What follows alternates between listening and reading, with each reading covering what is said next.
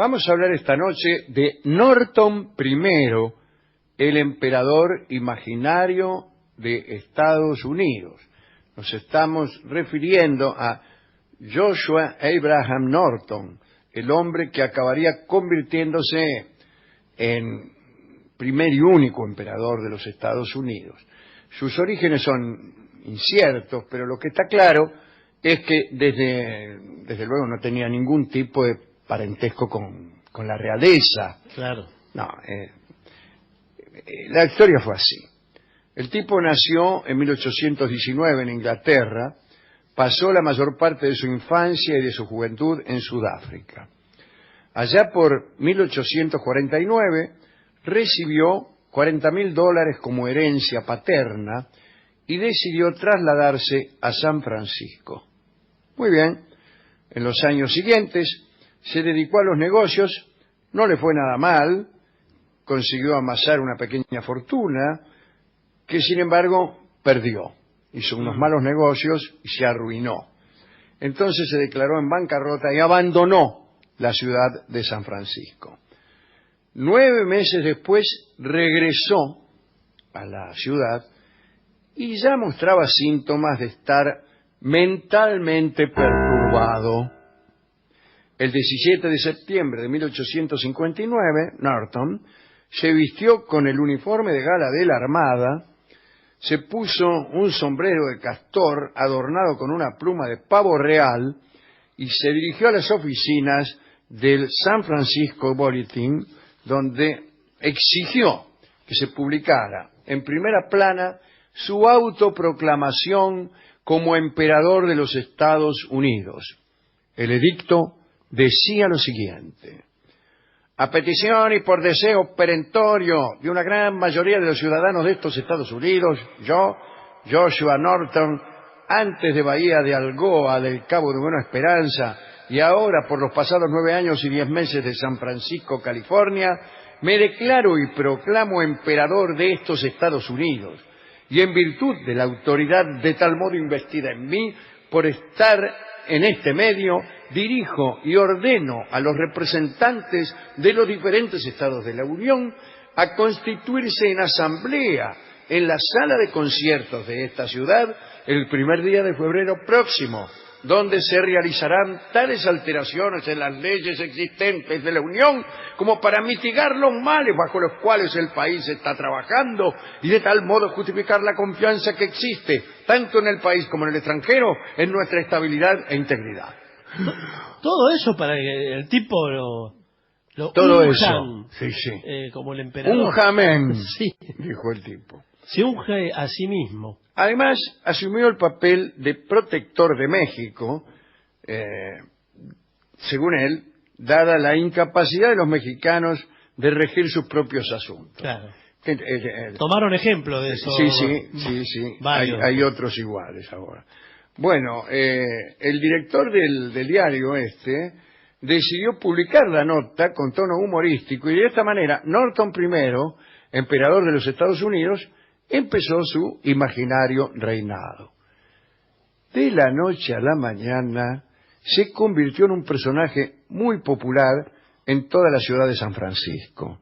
Lo más sorprendente es que todo el mundo decidió seguirle el juego y darle la razón, por lo que, aunque carecía de poder político real, a efectos prácticos, Norton I mantuvo una vida de auténtico emperador. La corte quedó establecida en un viejo edificio de apartamentos de alquiler. Norton se pasaba los días paseándose por sus dominios, correspondiendo con toda solemnidad a las reverencias de sus súbditos, comprobando que todo funcionara correctamente, que las calles estuvieran limpias, los bienes públicos en buen estado, que los autobuses cumplieran con su horario, o que todo estuviera debidamente vigilado por agentes de policía. Cada domingo el tipo visitaba una iglesia diferente para evitar que hubiera conflictos entre ellas. Con el tiempo, los habitantes de San Francisco se acostumbraron a este niato. Claro, tenerlo ahí a la vista. Claro, incluso llegaron a amarlo y a venerarlo. Por su parte, Norton, que apenas si tenía dinero, llevaba una vida muy sencilla. Sin embargo, medio en serio, medio en broma, sus súbditos aceptaron mantenerlo generosamente. Lo invitaban a morfar en los mejores restaurantes, tenía un palco reservado en todos los teatros y muchos comercios añadieron placas en su honor, afirmando que contaban con la aprobación imperial, lo que llegó a convertirse en una garantía de prosperidad. Cuando Norton I entraba en la ópera, todos los asistentes se ponían de pie y guardaban silencio hasta que él se sentaba. Esto era en los Estados Unidos en los últimos años del siglo XIX. Un ejemplo del poder que se le otorgó a Norton es lo que ocurrió con la Central Pacific, que era una compañía ferroviaria. Parece que en un momento se negaron a invitar a Norton a comer en uno de sus vagones, por lo que el emperador no tardó en proclamar un edicto disolviendo la compañía.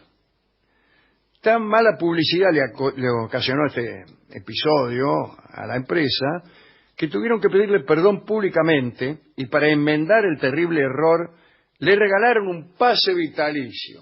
Para siempre. Usted en esta compañía, en el ferrocarril, el Central Pacific, va donde quiere, cuando quiere y como quiere.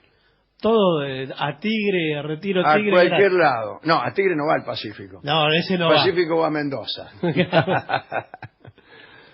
Algo parecido sucedió con el First National Bank, que ahí el emperador emitió su propia moneda. Ah, mire. Había emitido su propia moneda, de 15 centavos, de 5 y de 10 dólares, que era aceptada en todas partes sin mayores trámites. Y en una ocasión quiso cambio de 100 dólares en el First National Bank y se le negó la operación. Así que ni corto ni perezoso Norton sacó una nueva proclamación contra la entidad bancaria. El Ayuntamiento de San Francisco no tuvo ningún problema en declarar la validez total de los billetes de Norton y a partir de ese momento se convirtió en una especie de moneda local. Incluso era posible cambiarla por dólar de verdad. Pero señor, finalmente ligó las mejores cosas de ser emperador. Exactamente. No fue el único gesto que el Ayuntamiento de San Francisco tuvo con el emperador. Con el tiempo, el uniforme de Norton se echó a perder, lo que según sus palabras consistía en una desgracia nacional. Así que el Ayuntamiento aprobó una subvención para comprar pilcha nueva y para que no se volviera a repetir, dio vía libre a una especie de impuesto Norton de 50 guitas semanales para los comercios y 3 dólares semanales para los bancos. En deferencia, Norton repartió títulos nobiliarios entre los miembros del consistorio. Sus decretos eran recibidos con alegría por sus súbditos, los periódicos competían entre ellos para publicarlos, incluso hubo algún periódico que publicó algún edicto falso para aumentar las ventas, lo que causó la desaprobación de Norton I. Una semana más tarde de autoproclamarse emperador, destituyó al presidente de los Estados Unidos. Ajá. Y para evitar la corrupción, disolvió el Congreso de Estados Unidos. Más adelante, viendo que el Congreso no desaparecía, decidió permitir a regañadientes su existencia. Claro. El presidente tampoco desaparecía. Bueno, no sé lo habrá quién sería permitido también. a esa altura. A lo largo de los años, Norton fue lanzando nuevos decretos, algunos de ellos verdaderamente curiosos o ridículos, como por ejemplo ordenar a las iglesias católica, romana y protestante que le coronaran emperador, y también disolvió los partidos demócrata y republicano, propuso la creación de una sociedad de naciones, propuso emitir bonos imperiales o prohibir los enfrentamientos por cuestiones religiosas. Al estallar la guerra civil en 1861, convocó a San Francisco a los presidentes Lincoln y Jefferson Davis para mediar entre ellos. Como no se presentaron, ordenó un alto el fuego. Bueno, aunque todo era en broma, fue un dirigente magnánimo, justo, honrado, lo que despertaba el cariño y admiración de sus súbditos. En 1867, Armand Barbier, un joven oficial de policía le confundió con un vagabundo y lo arrestó. Los periódicos no tardaron en hacerse eco de este terrible suceso y los vecinos de San Francisco se indignaron. Patrick Crowley, jefe de la policía, lo liberó y emitió una disculpa formal en nombre de la Cana. Una delegación de concejales del ayuntamiento lo fue a visitar a su residencia para pedirle perdón. Y Norton otorgó el perdón real al joven Barbier y a partir de ese día la policía siempre le trató con el mayor de los respetos.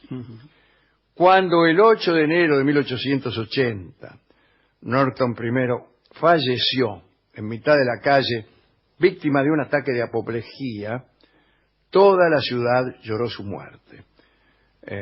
Los diarios publicaron necrológicas. Una de ellas decía: sobre el sucio pavimento, en la oscuridad de la noche lluviosa, Norton I, emperador de los Estados Unidos de América y protector de México por la gracia de Dios, encontró ayer la cristiana muerte. Aunque Norton había muerto en la pobreza más absoluta, los miembros del Club Pacific, una asociación de empresarios, costearon un funeral por todo lo alto. A él asistieron más de 30.000 personas y el cortejo llegó a alcanzar más de 3 kilómetros.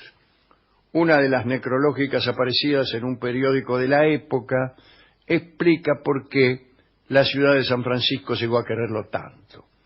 El emperador Norton no mató a nadie, no robó a nadie, no se apoderó de la patria de nadie. De la mayoría de sus colegas no se puede decir lo mismo. Vamos a ilustrar esta pequeña recordación del amigo Norton con el vals del emperador, que es uno de los valses de Strauss.